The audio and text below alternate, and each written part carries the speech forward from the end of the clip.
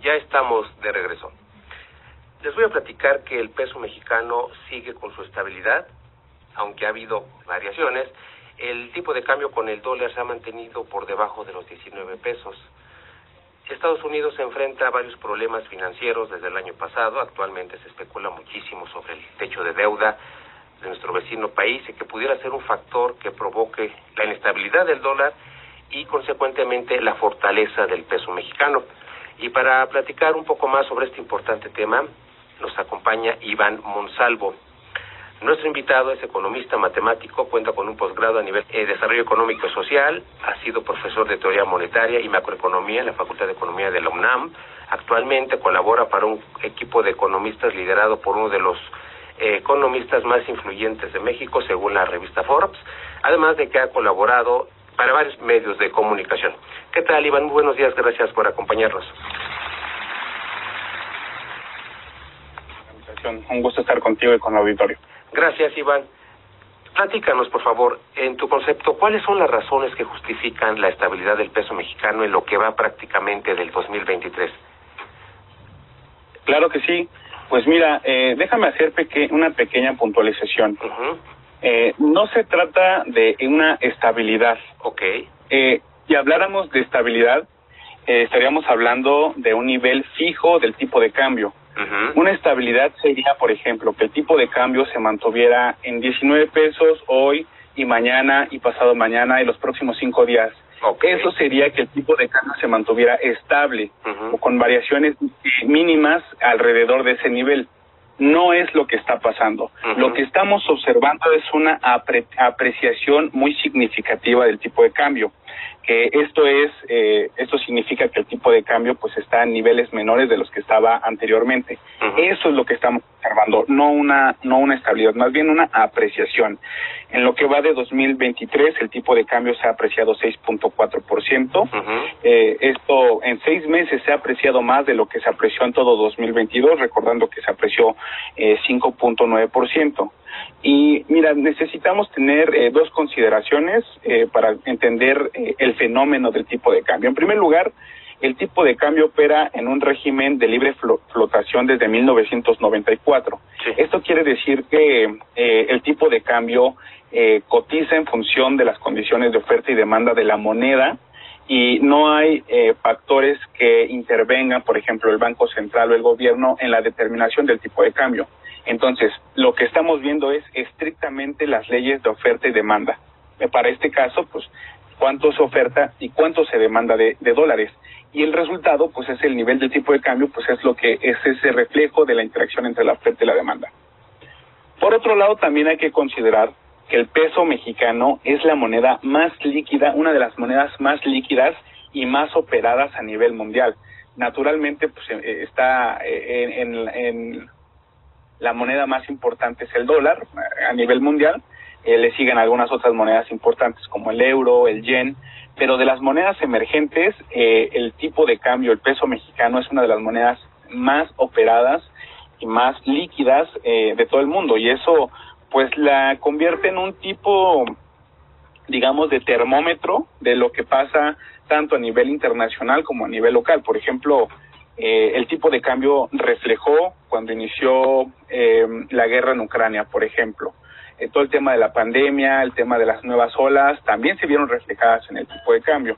Pero también cuestiones internas, por ejemplo, cuando hay mucha incertidumbre, por ejemplo, asociada a las elecciones, al tema de la expropiación, también pues ese tipo de cosas también se ven reflejadas en el tipo de cambio. Cuando renunciaron los secretarios de Hacienda, también se reflejó en el tipo de cambio. Entonces, el tipo de cambio es entonces una variable termómetro que mide, que refleja todo lo que pasa en el exterior y también lo que pasa en el interior.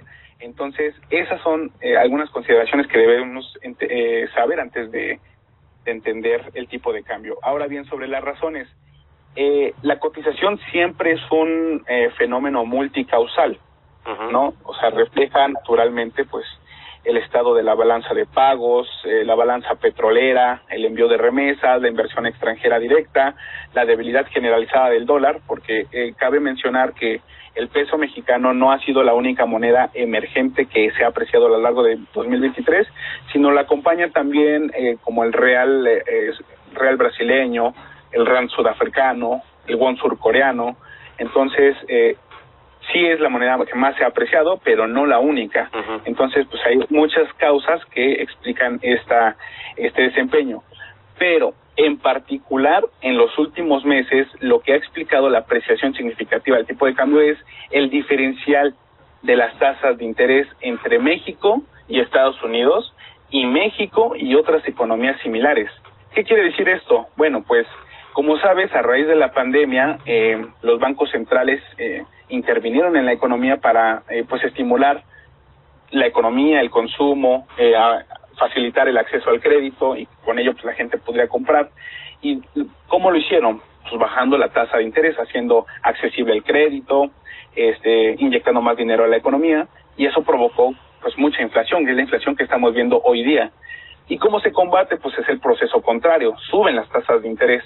Al subir las tasas de interés combates este tema de la inflación, pero además haces atractivo a México para que los inversionistas mantengan sus capitales aquí. Y como te decía, es un tema de oferta y demanda. Si hay más dólares disponibles en la economía, pues valen menos. Eso es el tipo de cambio. Entonces, pues con todas estas condiciones, la inversión extranjera, las remesas, la balanza petrolera, la de pagos, y además tienes una tasa de interés que paga muy bien, los inversionistas pues prefieren dejar sus capitales en México en comparación de Estados Unidos. Si bien en Estados Unidos y prácticamente en todo el mundo han habido incrementos en la tasa de interés, México ha incrementado todavía más respecto a Estados Unidos y a esas otras economías similares. Entonces, esa es la razón por la cual los inversionistas dejan su dinero en México y por la cual hay más entrada de dólares y por lo cual, pues a mayor disponibilidad de dólares, estos valen cada vez menos respecto al peso mexicano, y finalmente eso es lo que vemos en el tipo de cambio, que está en niveles menores, que insisto, no es una estabilidad, más bien se trata de una apreciación. Ok, muchísimas gracias, Iván. Estamos de acuerdo contigo, el tipo de cambio del peso con el dólar sin duda es un termómetro, es la manera de tomarle el pulso a la vida económica, incluso política de México. Y has dicho algo muy importante, el peso mexicano es una de las monedas dentro de las economías emergentes más atractivas para los inversionistas. Y también lo comentas, bueno, los inversionistas en general deciden dejar su dinero aquí, en México, y quiero preguntar, ¿por qué razón el peso mexicano es una de las monedas más atractivas dentro de las economías emergentes? Mira, hay muchas razones, pero una de ellas, por ejemplo, es que las monedas y las tasas de interés de los países desarrollados pagan poco rendimiento, porque son economías muy seguras. Esto lo puedes ver, por ejemplo, en cualquier activo seguro, siempre te da bajos rendimientos. Por ejemplo, los títulos gubernamentales te pagan poco rendimiento, los CETES, los llamados CETES, el rendimiento es menor, pero es una inversión muy segura. Entonces, a medida que tomas más riesgos, el rendimiento que se te debe pagar por esos activos, pues tiene que ser mayor para compensar ese riesgo. Entonces pasa algo similar con las monedas. En países y en monedas como el dólar, el euro, el franco suizo, todas las coronas, la noruega, la sueca, son el dólar canadiense, el dólar de Australia, son monedas de economías muy sólidas y por lo tanto pagan pocos intereses, poco rendimiento. Y las economías emergentes, por otro lado, tienen que pagar más para retener a los inversionistas.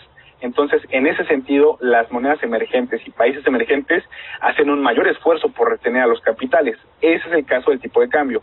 Ahora, ¿por qué es más atractivo respecto a otras monedas emergentes? Bueno, pues porque a diferencia de otras monedas emergentes, México cuenta con una economía sólida, macroeconomía sólida, instituciones económicas sólidas, el Banco de México. Por ejemplo, si lo comparas con otras economías similares, por ejemplo, se me ocurre Turquía, el Banco Central ahí no es autónomo. Entonces, eso genera mucha incertidumbre. Tienen Argentina, por ejemplo, una inflación del más del 100%. Entonces, digamos que entre las emergentes, México tiene pues una solidez, cierta solidez macroeconómica, y eso la hace atractiva entre las emergentes, y las emergentes en general son más atractivas que las economías desarrolladas. Y naturalmente hay otros contextos, pues bueno, respalda a México el petróleo, respalda a México que es una de las economías que más recibe remesas en el mundo, una de las también la cercanía naturalmente con Estados Unidos, y el blindaje que ofrece, por ejemplo, el Tratado de Libre Comercio con América del Norte, también ofrece mucha certidumbre en el caso de México.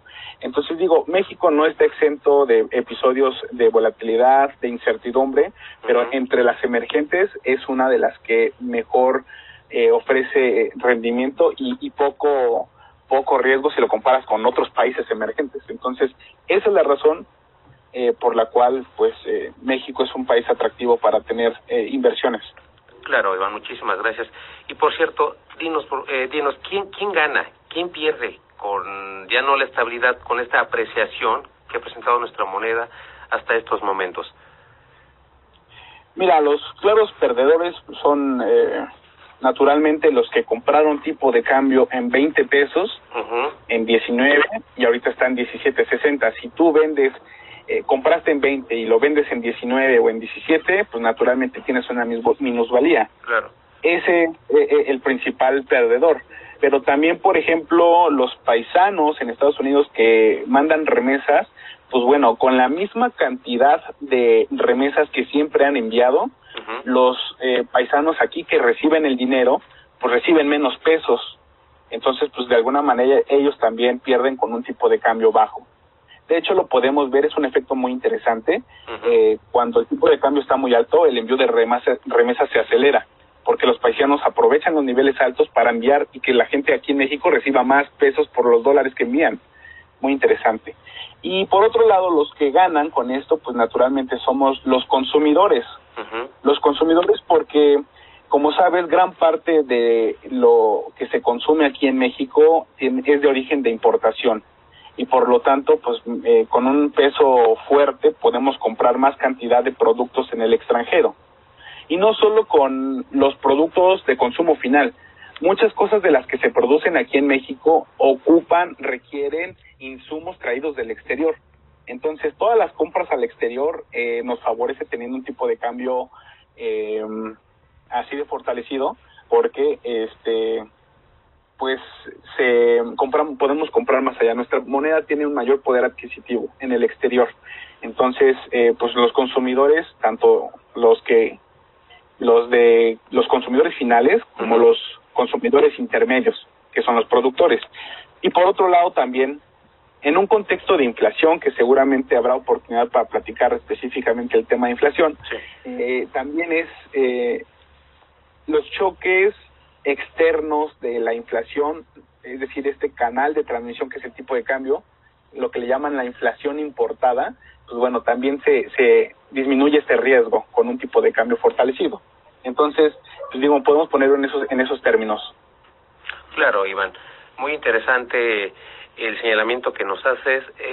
Vemos nosotros, la gente común y corriente que no entendemos de economía, pues el peso ha presentado cierta estabilidad a lo largo del año, desde el año pasado, pero pocas veces nos detenemos a preguntar, bueno, ¿y quién gana con todo esto? ¿Quién pierde con todo esto? Son cosas que desconocemos y en verdad apreciamos muchísimo que nos orientes en ese sentido.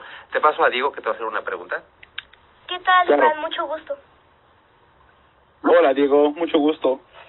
Igualmente, te quiero preguntar, ¿cuál es tu pronóstico para el futuro de la economía mexicana?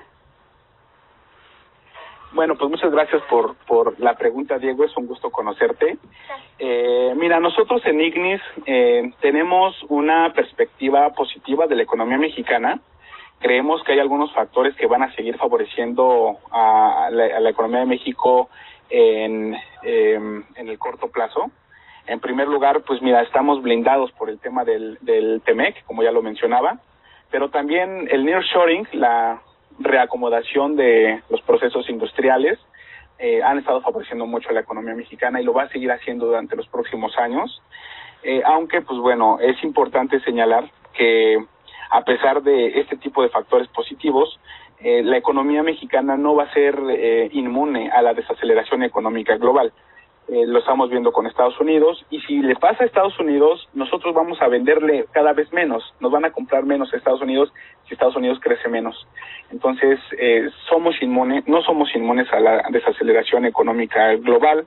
También recordemos que estamos todavía enfrentando un proceso de endurecimiento monetario que a su vez se traduce en mayores costos financieros, es restrictivo para la variable más importante de la demanda interna, que es el consumo, porque mayores tasas de interés, los créditos, las tarjetas de créditos, el crédito de los carros, de casas, los créditos personales se vuelven más restrictivos y menos accesibles. Entonces, en este sentido, la economía, la variable del consumo, que es la más importante, se va a mantener restringida por esta razón.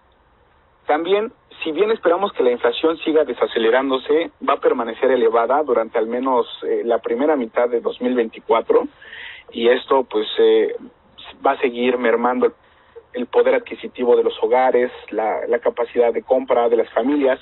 Y si la gente no sale a comprar porque la inflación, las cosas siguen siendo muy caras y no tienen acceso a créditos,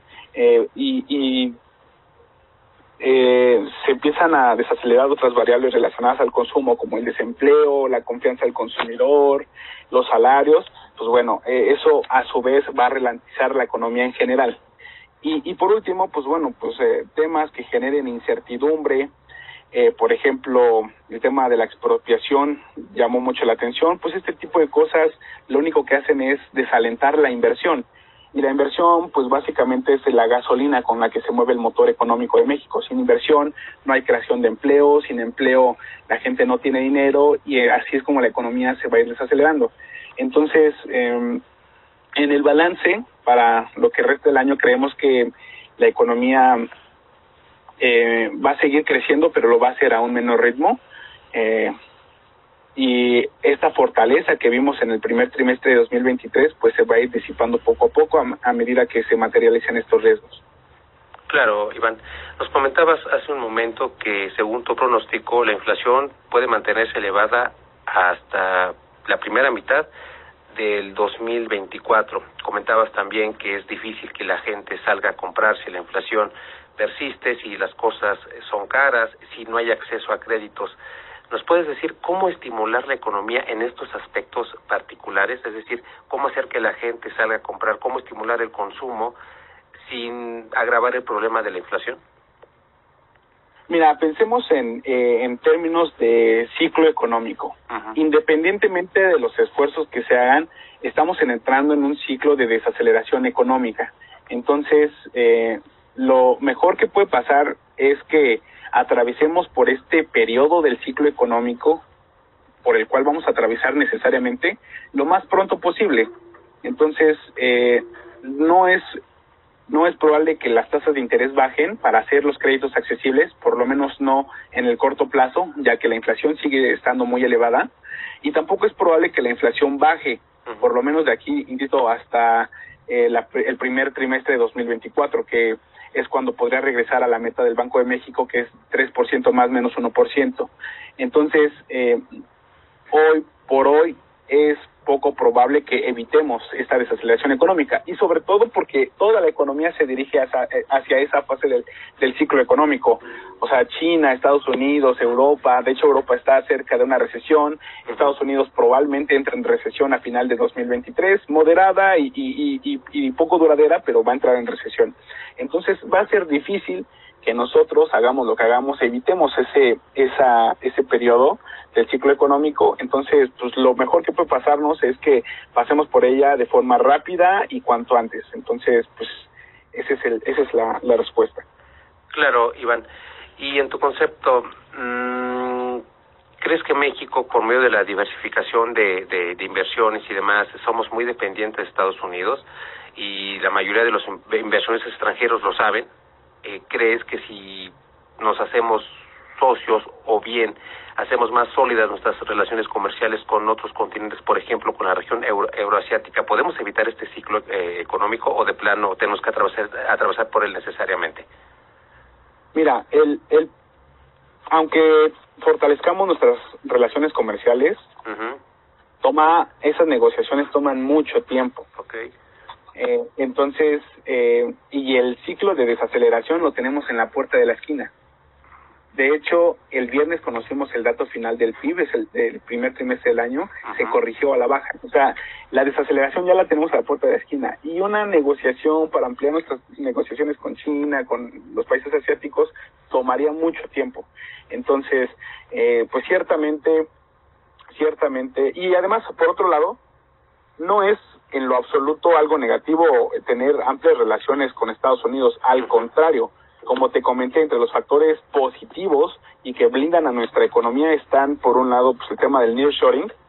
La industria al norte del país es prácticamente una misma con la industria al sur de Estados Unidos, y también el tema del TEMEC, pues básicamente es lo que ha protegido a la economía mexicana de muchos problemas internos incluso.